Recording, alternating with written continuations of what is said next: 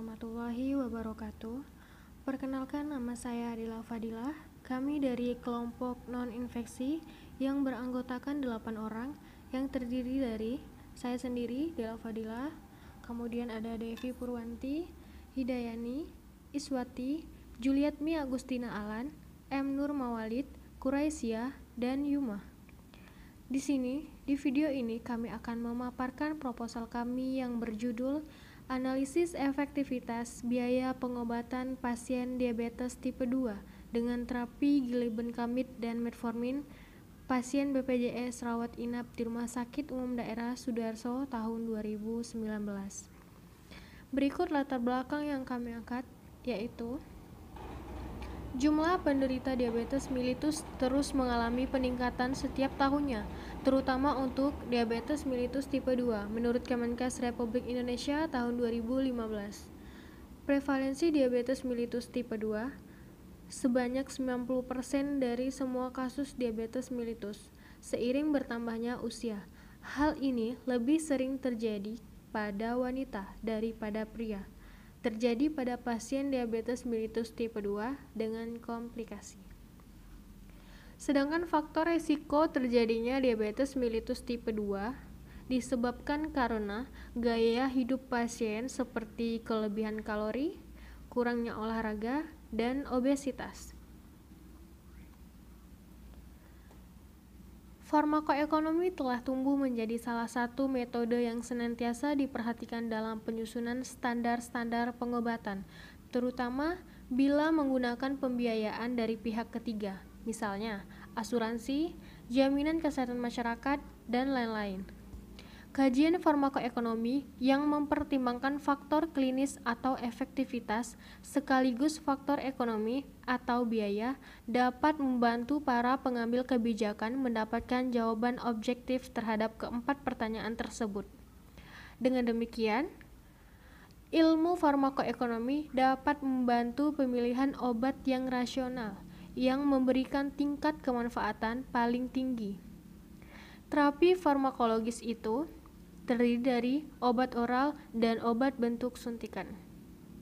Pada penelitian ini, dilakukan analisis penggunaan glibenclamid dan metformin pada Rumah Sakit Umum Daerah Sudarso pada tahun 2019, yang mana yang memberikan efektivitas terapi yang paling baik. Baiklah, saya akan melanjutkan tentang pertambahan jumlah penderita DM tipe 2 menurut Kemenkes dan juga faktor risikonya. Jumlah penderita diabetes mellitus terus mengalami peningkatan setiap tahunnya, terutama untuk diabetes mellitus tipe 2. Nah, ini menurut Kemenkes tahun 2015. Prevalensi diabetes mellitus tipe 2 sebanyak 90% dari semua kasus diabetes mellitus. Sedangkan faktor risiko terjadinya diabetes mellitus tipe 2 ini biasanya disebabkan oleh resistensi insulin. Nah, resistensi insulin itu apa? Jadi, resistensi insulin adalah kondisi ketika sel-sel tubuh tidak dapat menggunakan gula darah dengan baik karena terganggunya respon sel tubuh terhadap insulin. Seseorang biasanya mengalami resistensi insulin selama bertahun-tahun tanpa menyadarinya. Kemudian, saat seseorang mengalami resistensi insulin, pankreas tetap dapat memproduksi insulin, tetapi sel-sel tubuh tidak menyerap glukosa sebagaimana mestinya. Kondisi ini menyebabkan penumpukan glukosa di dalam darah, sehingga membuat kadar glukosa di dalam tubuh itu lebih tinggi daripada ukuran normal dan terjadi penumpukan. Kemudian, untuk faktor resiko lainnya biasanya disebabkan oleh gaya hidup yang tidak baik seperti kurangnya olahraga, obesitas, dan lain-lain. Terima kasih. Selanjutnya, terapi farmakologis diberikan bersama dengan pengaturan makan dan latihan jasmani. Farmakoekonomi telah tumbuh menjadi salah satu metode yang senantiasa diperhatikan dalam penyusunan standar pengobatan, terutama bila menggunakan pembiayaan dari pihak ketiga, misalnya asuransi, jasmani, kesehatan masyarakat, dan lain-lain. Kajian farmakoekonomi yang mempertimbangkan faktor klinis atau efektivitas sekaligus faktor ekonomi dapat membantu para pengambil kebijakan mendapatkan jawaban objektif terhadap keempat pertanyaan tersebut. Dengan demikian, ilmu farmakoekonomi dapat membantu pemilihan obat yang memberikan tingkat kemanfaatan paling tinggi gaya hidup sehat. Terapi farmakologis terdiri dari obat oral dan obat berbentuk suntikan.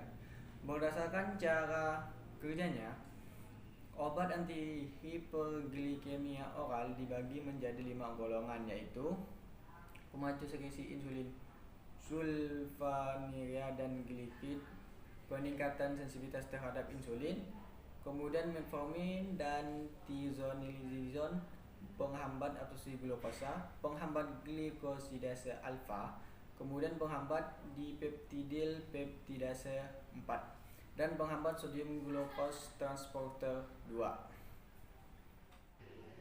Pada penelitian ini dilakukan analisis penggunaan glibenclamid dibandingkan dengan metformin di Rumah Sakit RSUD Sudarso Pontianak pada tahun 2019, yang mana yang memberikan efektivitas terapi yang paling baik.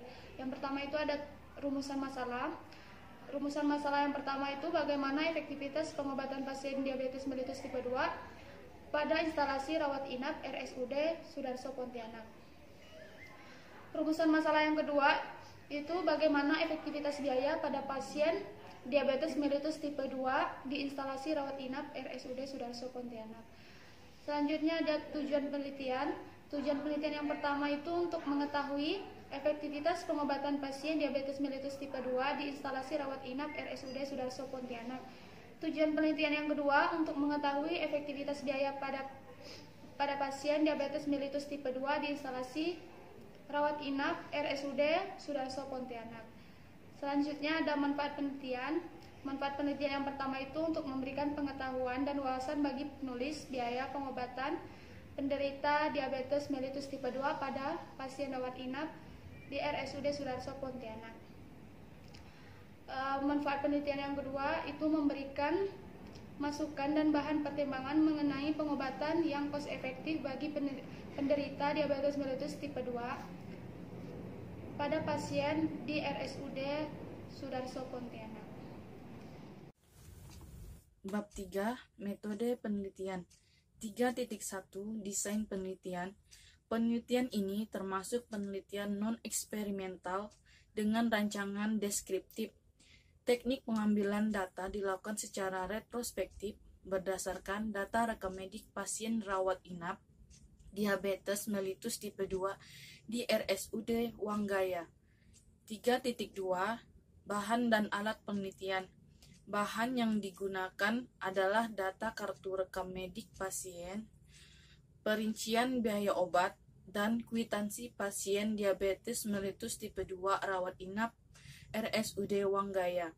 Alat yang digunakan dalam penelitian ini adalah lembar pengumpulan data.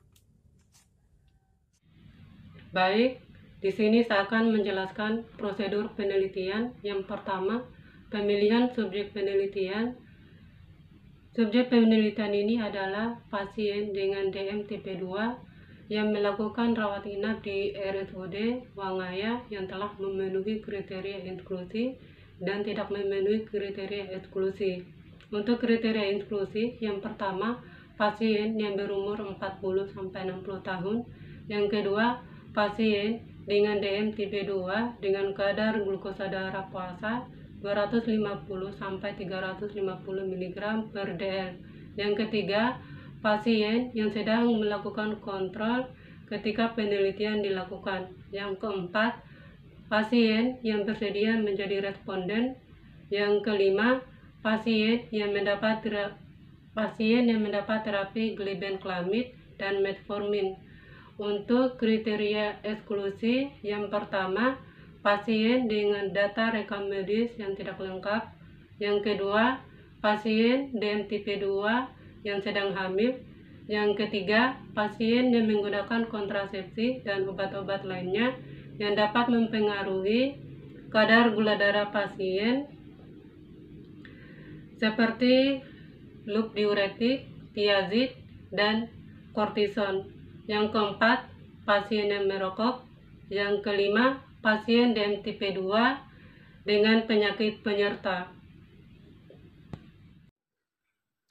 Untuk pengumpulan datanya yaitu data dikumpulkan dari rekam medis pasien mengenai nama, umur, jenis obat, kadar GDP, kadar G2-JPP atau glukosa darah 2 jam pos puasa, dan kadar GDS atau glukosa darah sewaktu, dan loss. Data mengenai biaya obat dan biaya administrasi diperoleh dari instalasi farmasi atau apotik.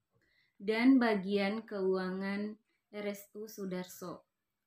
Outcome yang digunakan loss rate of stay, penurunan kadar glukosa darah dan HbA1c. Target tercapai antidiabetik oral adalah tercapainya nilai normal dari GDS kurang dari 200 mg per dl menurut Perkeni tahun 2015. Akan menjelaskan apa itu perspektif. Perspektif penilaian merupakan hal yang sangat penting dalam kajian farmakoekonomi, karena perspektif yang dipilih menentukan komponen biaya yang harus disertakan oleh Menkes RI 2013. Perspektif pada penelitian ini adalah perspektif pasien. Yang terakhir adalah analisis data. Pada pengguna metode AIB perlu dilakukan penghitungan rasio biaya terata dan rasio inkremental efektivitas biaya. Dengan RIBE dapat diketahui besarnya biaya tambahan untuk setiap perubahan 1 unit efektivitas biaya. Selain itu, untuk mempermudah pengambilan kesimpulan alternatif mana yang memberikan efektivitas biaya terbaik. Pada kajian dengan metode AIB dapat digunakan tabel efektivitas biaya. Baik, terima kasih.